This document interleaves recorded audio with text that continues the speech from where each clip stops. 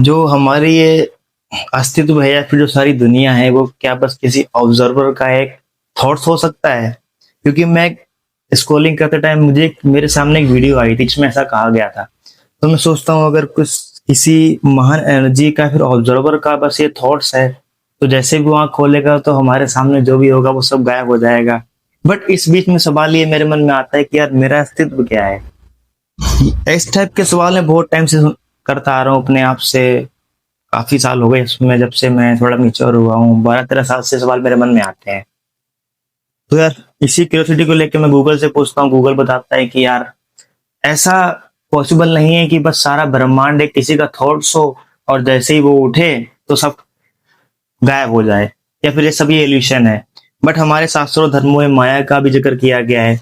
But जब इसको लेके मैंने स्पष्ट किया, पूछा, तो उसमें बताया गया कि माया ये नहीं है कि वो आदमी बस ऑब्जर्वर है, पूरी दुनिया के बारे में सोच की दुनिया बना रहा है। माया तो ये है कि यार एग्जाम्पल के लिए अंधेरे में एक रस्सी पड़ी है, ये थ्योरी बहुत पॉपुलर है, जिसमें आप डर जाओगे, आपको लगेगा कि रस्सी वो सांप है। लेकिन जैसे ही आप लाइट ऑन करते हो आप देखते हो कि यार ये तो रस्सी पड़ी है, तो आपका जो डर था वो भाग जाता है। बट जो आपने रस्सी देख के जो डर गए आप अंधेरे में, तो उस टाइम सांप था नहीं, बट आपका डर और घबराहट रियल थी। तो इसको हम माया मान सकते हैं। बट फिर इसके बाद यार मेरे मन में सवाल आता है कि यार ठीक है, अगर यार मान लेते हैं कि यार दुनिया में कई सारी चीजें इल्यूशन है और जो भी हम आसपास देखते हैं वो सब एनर्जी का बनाया हुआ खेल है। एनर्जी, इलेक्ट्रॉन, प्रोटॉन, न्यूट्रॉन, ये सब मिलकर मास बनाते हैं, फिर हमारा शरीर बनता है, पता नहीं क्या होता है। तो बहुत बड़ी चीज है, मुझे नहीं पता इस बारे में। तो मेरे मन में ख्याल आता है कि यार जब ये सब चीजें एनर्जी से बनी हुई है यार, तो फिर यार जो हमारी चेतना होती है और जो हम शास्त्रों में पढ़ते हैं कि कर्मों का हिसाब होता है, स्वर्ग, नरक, 18 डायमेंशन है, अलग अलग टाइप की, इंद्रलोक, ब्रह्मलोक, नारायण लोक, इस तरह के सारे लोक हैं। तो इसमें अलग अलग चीजें डिवाइड की गई हैं। बट ये हम साइंस इसको नहीं मानता क्योंकि वो आंखों से देख नहीं पाते हैं। लेकिन मेरे मन में सवाल आता है कि यार जब हमारी बॉडी को हम छोड़ते हैं, हमारी आत्मा या फिर चेतना निकलती है बाहर, तो वो जाती कैसे होगी वहां पे? मेरे मन में छोटा थॉट्स आया था ये। तो फिर मैंने थोड़ा गूगल से पूछा, थोड़ा बहुत मैंने खुद सोचा, तो यार मुझे एक बात थोड़ी ठीक ठाक लगी, जिसमें कहते हैं कि यार स्वर्ग और नरक कोई घर जैसा नहीं होता है कि हम जमीन पे खड़े हैं, गेट खोलकर वहां पहुंच जाएंगे। वो बस एक फ्रीक्वेंसी का मैचिंग होती है। जैसे उसने बताया है कि यार जैसे मान लो मेरी बॉडी से मेरी एनर्जी और चेतना रिलीज हो गई, तो मुझे कोई लेने या फिर हो सकता है कि मैं खुद ना जाऊं, बट जो मेरी बॉडी की एनर्जी होगी ना, और जो मैंने अपने बुरे कर्म किए होंगे, वो सब डाटा उस एनर्जी में स्टोर रहता है और वो एक फ्रीक्वेंसी बन जाती है। वही फ्रीक्वेंसी चलते चलते अपनी मैचिंग की लेवल ढूंढ के वहां पहुंच जाती है।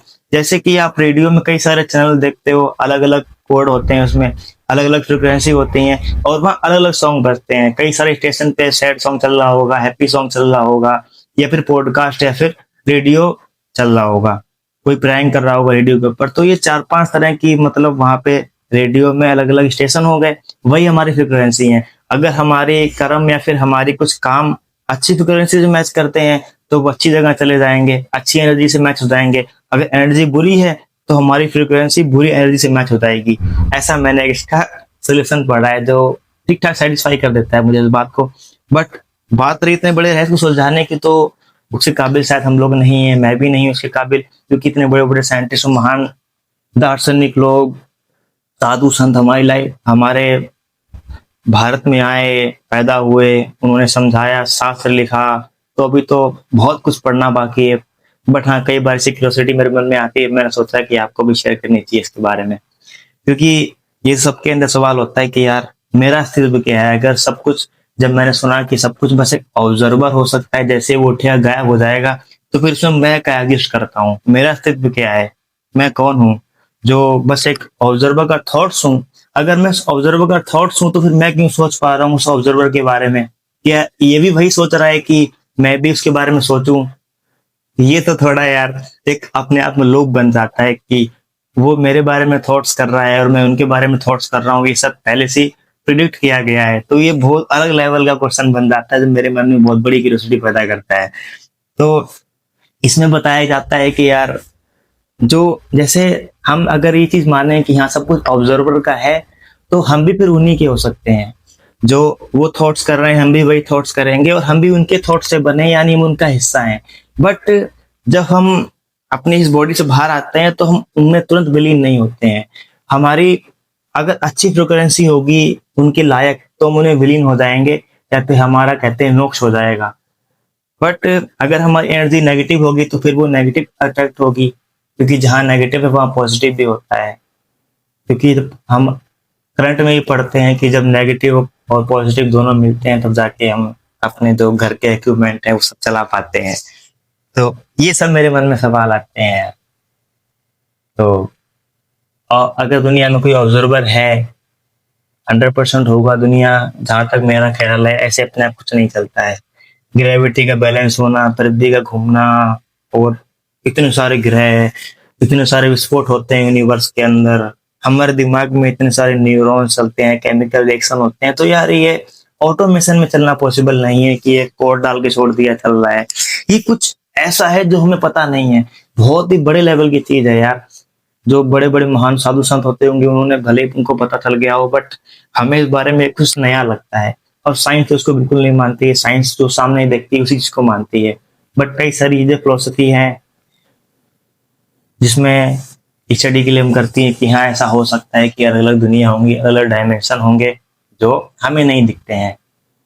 एक वर्म होल की थ्योरी भी होती है, इसमें हम कहते हैं कि टाइम ट्रेवल कर सकते हैं। और वैसे इसको मानते हैं कई सारे लोग। तो बस यार यही मन में सवाल है।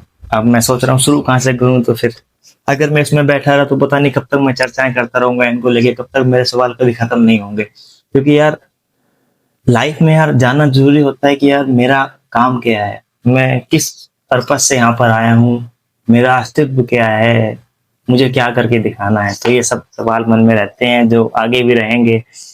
बस यार ज्यादा अगर ये सवाल मन में आते हैं तो मैं बस ये कहना चाहूंगा, परेशान मत हो, इनको बस एक पजल की तरह रखो। ज्यादा मन में रखोगे तो फिर हम उसमें उलझते जाएंगे, और फिर वो फिर बहुत बड़ा सवाल हमारे अंदर बनता जाएगा। या तो हम उसको सॉल्व कर लेंगे या तो उसमें डूब जाएंगे। तो बस यही चीजें हैं। बस मेरा मेन मोटिव था कि मैं अपनी बात शेयर करूं। बाकी यार मिलना होगा इस पर वीडियो में।